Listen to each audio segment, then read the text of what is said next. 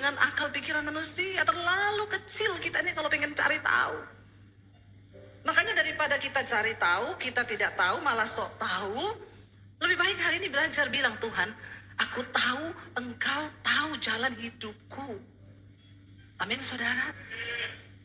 Bahkan saya bilang waktu ketika saya juga diusir dari rumah, saya kan tidak pernah tahu akhir cerita hidup saya itu mau seperti apa.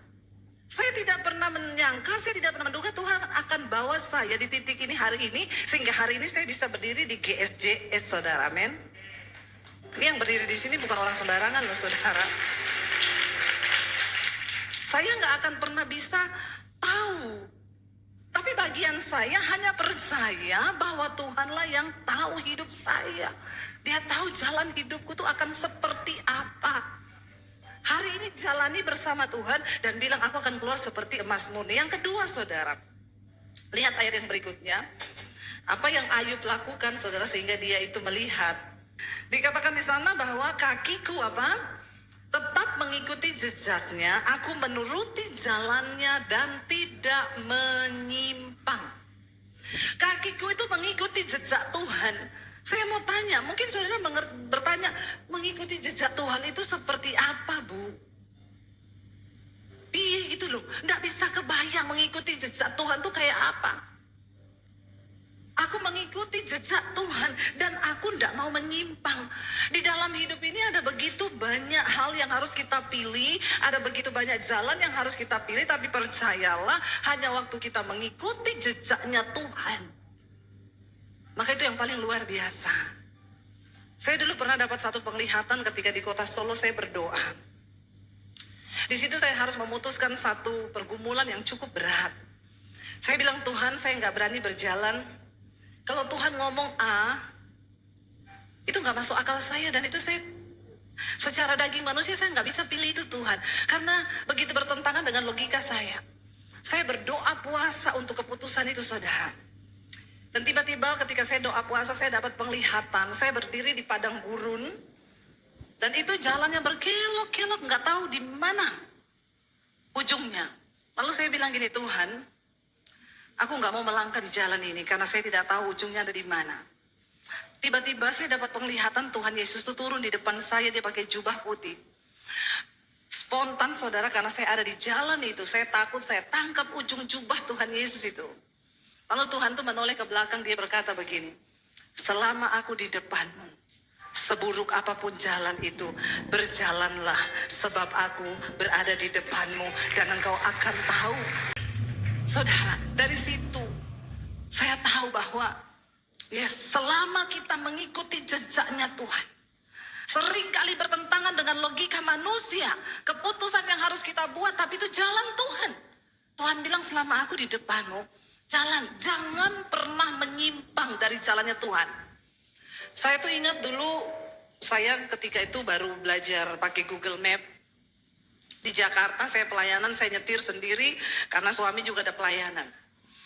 Saya pakai Google Map, saya enggak lihat, saya cuma dengar suaranya, saya taruh di kursi samping karena saya konsen untuk nyetir. Saya ikuti, dia bilang 200 meter belok kiri, di depan putar balik, 500 meter belok kanan. Saya ikuti, saudara tahu tiba-tiba saya tembus di dapurnya orang. Saya kaget lihat, ada cucian, ada piring, ada gelas. Saya ini di mana ya? Kenapa ini di belakang dapur-dapurnya orang? Saya diteriaki. Saya buka kaca, Bu, ini ada jalan tembus nggak ya? Saya tuh ngikuti Google Map. Pertanyaannya ibu itu kenapa bisa masuk ke sini? Saya bingung, saya telepon suami saya, aku tuh ngikuti Google Map, tapi aku tembus di dapur-dapurnya orang. Terus suami saya ngajari saya, coba kamu lihat settingannya. Saya buka, ternyata settingannya untuk motor. Lalu saudara, jangan amin Pak. Apa-apa amin, saya siksa waktu itu Pak. Nggak amin Pak. Menderita kalau bikin jalan sendiri itu nggak ngerti. Saya tanya, Bu, saya bisa putar balik? Nggak bisa. Ibu putar balik masuk got. Sebelahnya sawah, got. Terus Bu, jalannya aja. Biar rasa sendiri tuh, tahu kamu kenapa masuk ke sini.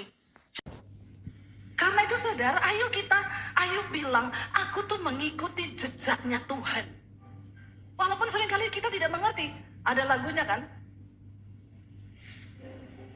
Nadanya apa? Sering ku tak mengerti jalan-jalan-Mu Tuhan, bagai di belantara yang kelam. Tanpa seribu tanya, namun tetap percaya jejak-Mu Tuhan sungguh sempurna. Amin. Ajarku memahami semua yang Kau ingini, agar hidupku puaskan hati-Mu. Bagi-Mu aku rela sepenuh hati menghamba, serahkan diri, genapi karya-Mu. Amin.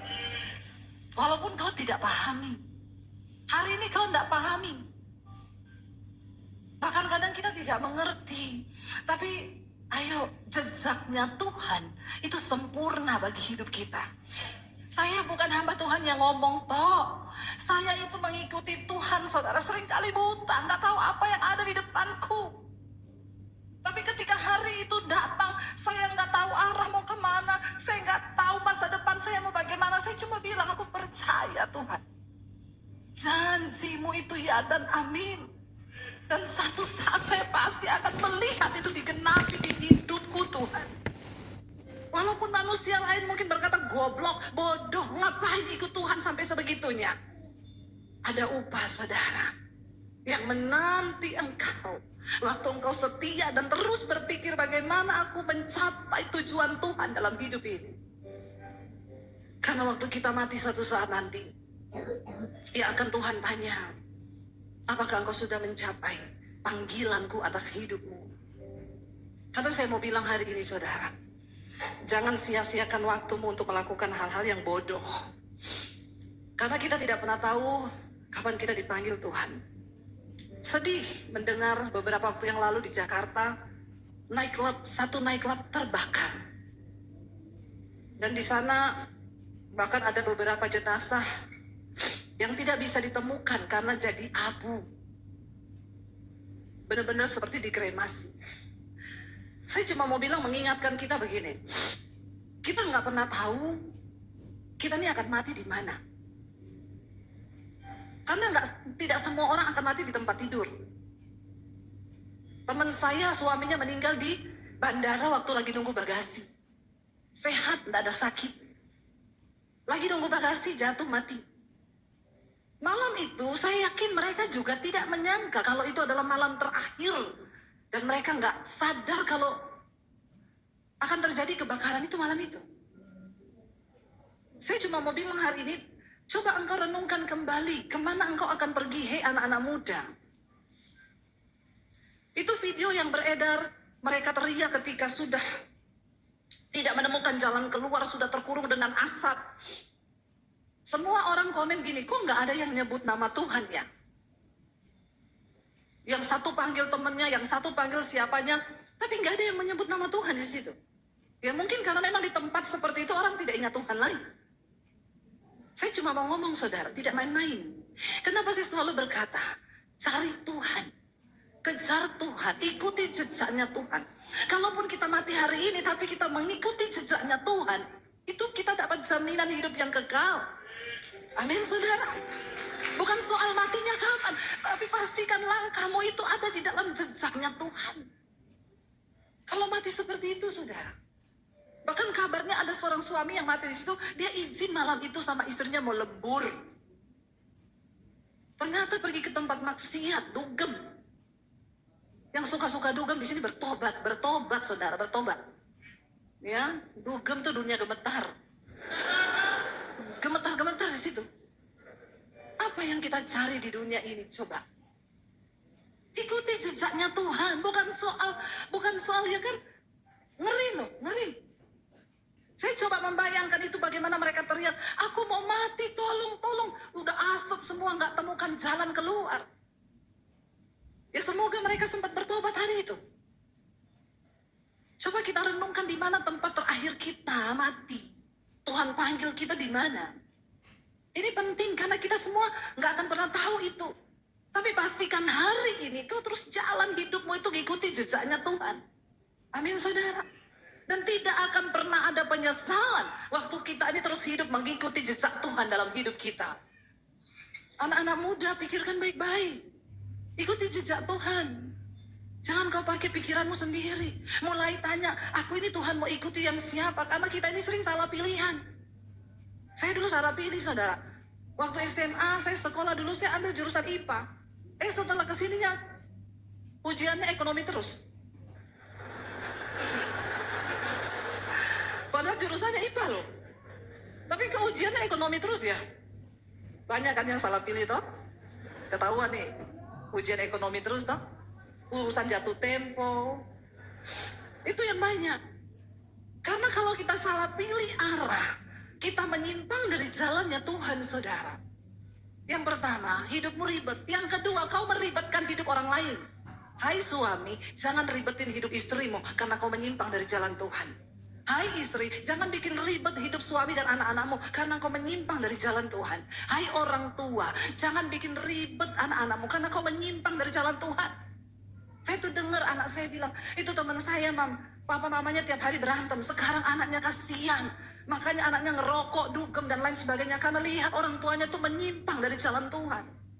Ayo kita kembali sama Tuhan, ikuti jejaknya Tuhan. Lalu dikatakan di sini saudara yang berikutnya, ini waktunya kok sudah mau habis ya. 1 jam rusak itu. Baca bersama yang berikutnya dikatakan, perintah dari bibirnya tidak kulanggar. Dalam sanubariku kusimpan ucapan mulutnya. Taruh firman Tuhan dalam hati kita. Jangan langgar firman Tuhan. Taruh ucapan kalau firman ada dalam hati kita saudara. Maka kita tidak mungkin melakukan hal-hal yang tidak sejalan dengan Tuhan. Karena firman itu yang akan menuntun langkah hidup kita. Amin. Simpan firman di hatimu. Karena itu baca Alkitab. Renungkan firman Tuhan. Dengerin khotbah. Kita nggak pernah tahu hidup kita sampai kapan. Taruh firman dalam sanubarimu. Lalu dikatakan di sana yang terakhir kita baca. Tetapi Tuhan tidak pernah berubah. Dengar baik-baik. Tuhan gak pernah berubah. Sekalipun dunia ini berubah, Tuhan tidak pernah berubah. Janjinya tidak pernah berubah, saudara. Karena itu kitalah yang harus berubah untuk mengejar Tuhan.